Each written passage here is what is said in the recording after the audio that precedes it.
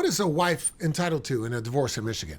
Well, my name is Equitable Goldman. I'm the director and founder of Goldman and Associates.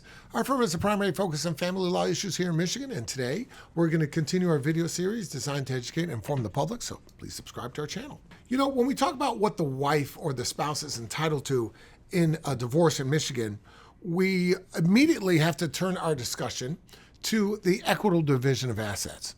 You know that either party, both parties, are entitled to an equitable division of the assets. And that means a fair division of assets. Now, notice the terminology. I didn't say equal division. A lot of times it is equal. A lot of times the fairness of it all is that we should divide it equally, but sometimes not. Sometimes it's fair that for one reason or another, somebody should get less, somebody should get more. It's going to depend on the case by case. But number one, when we talk about what you're entitled to, the first thing we turn our discussion to is equitable division of assets and liabilities. Now, number two, potential spousal support. Whenever we have a marriage that falls into that category, spousal support is at least part of the discussion. Now, it's sort of a spectrum. You start, let's say, with a marriage of 0 years and a marriage all the way to 30 years and everything in between. As you get closer to a long-term marriage, the relevance of spousal support becomes greater and greater. Short-term marriage may not be relevant, may not even be part of the discussion.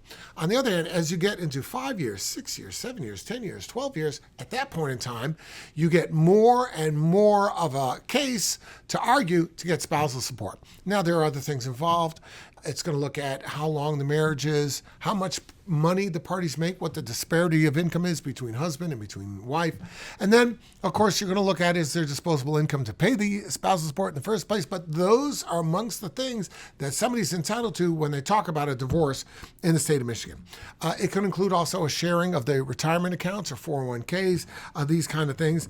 And of course, if they're children, we're also talking about custody, parenting time, child support. We're going to also try to do this in a way that is in keeping with the best interests of the children. Many times, supporting the best interests of the children is viewed by one party to not be fair to them.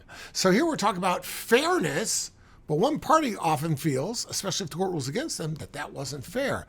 But the court has to look at the overall picture to determine that fairness, and the legislature has put forth about a dozen factors that the court has to weigh in order to come up with that decision in the hopes that at the end of the day, fairness will be achieved. If you have any questions about your case, reach out. We'll be glad to help you out.